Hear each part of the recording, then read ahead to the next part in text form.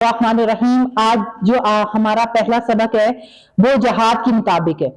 जहाद के मुतालिक है। जहाद की 5 इकसाम है। जहाद को कितने तरीकों से किया जाए, किस तरह किया जाए, कैसे किया जाए। जहाद की 5 इकसाम है। जहाद बिल नफ्स, जहाद बिल माल, जहाद बिल सैफ, जहाद बिल कलम, जहाद बिल लिसान। जहाद बिल नफ्स का ये मतलब है कि अपने नफ्स को तमाम गुनाहों से, तमाम बुरी बातों से, तमाम बुरे आमाल से अपने नफ्स को कंट्रोल करना, अपने नफ्स पर काबू रखना कि बुरे आमाल से हम बच सके।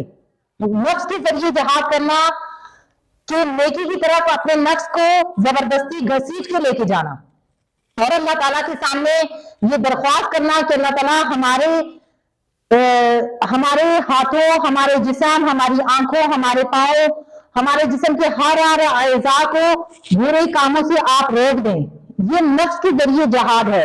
दुआओं की सूरत में है, मांगने की सूरत में है, वक्त को भी सही इस्तेमाल करने की सूरत में है। इसी तरह जहाद बिल माल, दूसरा है जहाद बिल माल। माल के जरिए अल्लाह ताला के रास्ते में जहाद करना। अल्लाह रब्बुल इज्जत ने इरशाद फरमाया कि जो मेरे रास्ते में 1 रुपया खर्च करता है उसे 700 रुपए खर्च करने के बराबर सवाब मिलता है। अब ये माल के जरिए हम अल्लाह ताला के रास्ते में खर्च करके अपनी जिंदगी में नेक आमाल शामिल कर सकते हैं। जैसे मस्जिद बना दी, पानी का कुआं लगवा दिया, मदरसा बना दिया, किसी गरीब की मदद कर दी अपने माल के जरिए।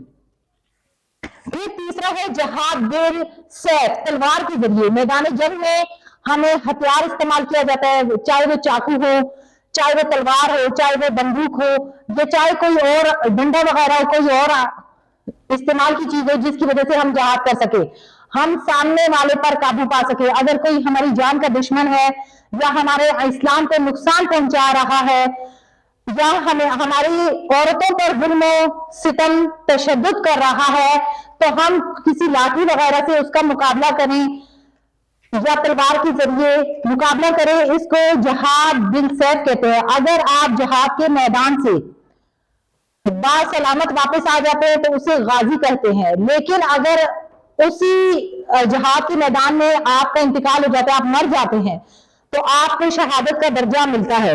इसी तरह जहाद बिल कलम, कलम के जरिए जहाद करना। कलम के जरिए जहाद करने का यह मतलब है कि हक और सच बात को लिख कर तहरीर करके अपने अनवानों में बोलना, अपने अनवानों में उसका लेक्चर देना, उसकी तकरीर करना, खुतबों में देना, लिख के कि जितनी अहमियत हो सके, जितनी ताकत हो सके, जितने अपने आप के अंदर सलाहियत है उसको इस्तेमाल करना।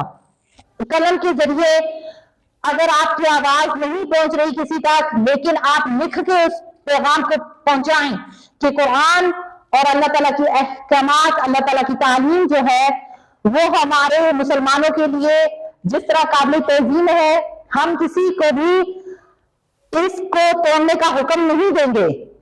जैसे हमारे कुरान पाक की कोई बेहरमती करे तो हमने फतवात देने हैं, फतवे देने हैं कि हमारे कुरान की बेहरमती करेंगे तो हम ये कुफर में आता है, हम इसका सर तन से जुदा कर देंगे।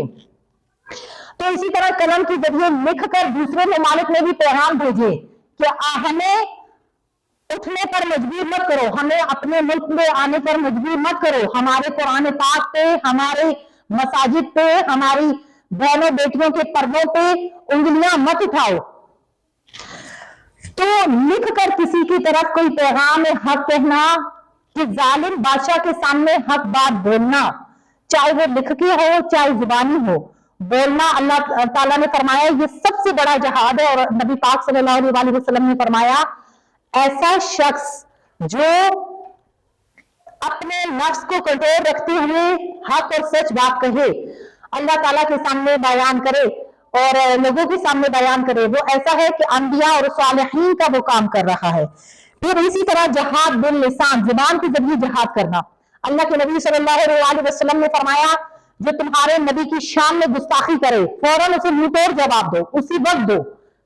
आपके कानों तक वो बात पहुंची, आप पे लाजिम है अल्लाह के नबी की शान में उनकी अहकामात, उनकी तालीमात, उनके अखलाक को बयान करना, साहबा इकराम की जात पे अगर कोई उंगली उठाए तो उस उंगली को तोड़ देना, अपनी जुबान से ऐसे अच्छे अल्फाज इस्तेमाल करना कि जिससे सामने वाले खुद ही शर्मिंदा हो जाए, कुरान और हदीस की रोशनी में उसको ऐसे जवाब देना।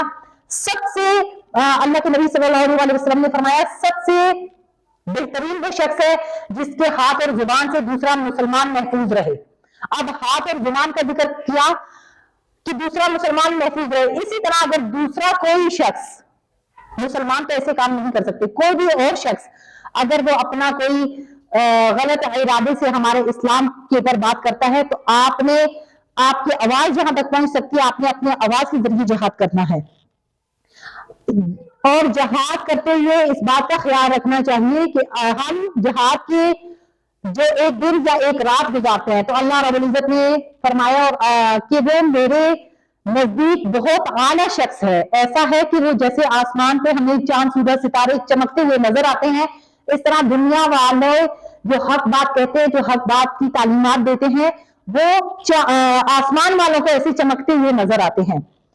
तो अल्लाह के नबी सल्लल्लाहु अलैहि वसल्लम ने फरमाया, जिहाद में एक दिन या एक रात गुजारना, दुनिया में एक महीने के रोजे रखना या एक महीने की नफली इबादत करने से अफजल है। आप सल्लल्लाहु अलैहि वसल्लम ने फरमाया, जिसने एक कतरा शहादत के लिए बहाया, अब उसका कतरा जमीन पे गिरेगा नहीं, जन्नत उस पर वाजिब हो जाएगी। तो हमारे नबी पाक सल्लल्लाहु अलैहि वसल्लम ने यह भी फरमाया कि सबसे पहले जिहाद अपने नफ्स के साथ, अपने आमाल के साथ की जाए, कि बुरे आमाल से बचना, नेक आमाल की तरफ जाना। जिहाद की मुख्तलिफ सूरतें हैं। सबसे पहले अपने आप को बचाना, अपने माशरे में से गंदगी और बुराई को खत्म करना, गंदगी और बुराई को निकालना। फिर उसके बाद अपने माशरे में दीनी तालीमात को फैलाना। फिर जिस तरह कुरान की मुकद्दस किताब की ताजीम आपके ऊपर लाजिम है, इसी तरह माशरे के हर फर्द पे लाजिम है। और इसी तरह आप गैर मुस्लिमों को भी तालीमात दें कि हम आपकी किताबों को छेड़छाड़ नहीं करते, हम उनकी ताजीम करते हैं, आपने हमारी किताबों की ताजीम करनी है। हम आपके मंदिरों को नहीं छेड़छाड़ करते, आप अपने हमारी मसाजिद को, हमारे मदारिस को छेड़छाड़ नहीं करना। हम आपकी बहू बेटियों पर उंगलियां नहीं उठाते, आपने हमारे मुसलमान बहनों के पे उंगलियां नहीं उठानी। हमने अपने आप को ऐसा मॉडल पेश करना है कि दूसरे देख के हमसे हदायत का रास्ता अपना लें। अल्लाह रब्बुल इज्जत पहले मुझे और फिर आप सबको अमल करने की तौफीक अता फरमाए।